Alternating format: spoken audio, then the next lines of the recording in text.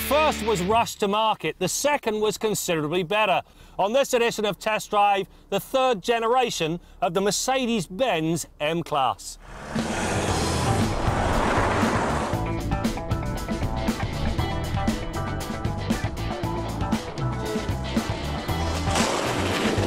Not so long ago, if you mentioned diesel, many would start to laugh hysterically. That was then, this is today. When it comes to the new M-Class, one of the bigger improvements is found under the hood, an extensively revised version of Mercedes-Benz delightful 3-litre turbo diesel. The rework does some great things. The horsepower rises by 30 to 240. The real sweetness, however, is found in the diesel's twisting power. With 455 pound-feet of torque on tap, at 1600 RPM, it pulls the skin off a rice pudding without breaking a sweat. Needless to say, the fact the torque enters at such low revs means that there's no lag time whatsoever. Now that explains the 0 to 100k time of 7.3 seconds. On a bitterly cold day like today, diesels used to be very difficult to start. Now that is a thing of the past. The other advantage they really do enjoy, much better fuel economy. Now if you take this ML and equip it with a 3.5 litre V6 gas engine, it will consume 1.8 litres per 100 kilometres more in the city and 1.6 on the highway. Over time, that represents a considerable saving. Now, for all of the naysayers out there that suggest that that advantage is eroded by the additional cost of diesel, I've got one word for you: rubbish. The power is put to pavement through a 7-speed automatic transmission and Mercedes' slick 4MATIC all-wheel drive system.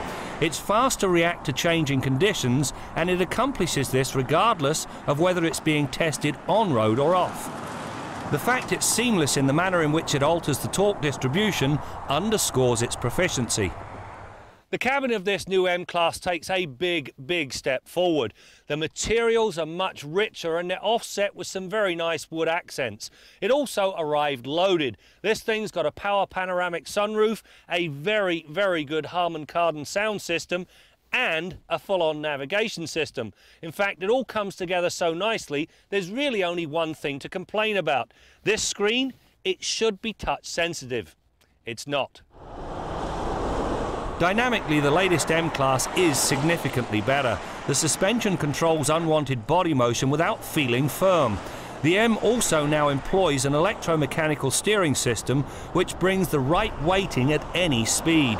This newfound feedback makes the Big M feel surprisingly accomplished and remarkably refined. The other noteworthy piece of the dynamic equation is the progressive nature of the brake pedal. Many diesel-powered vehicles tend to have an awkwardly mushy pedal that's tough to modulate. Not here.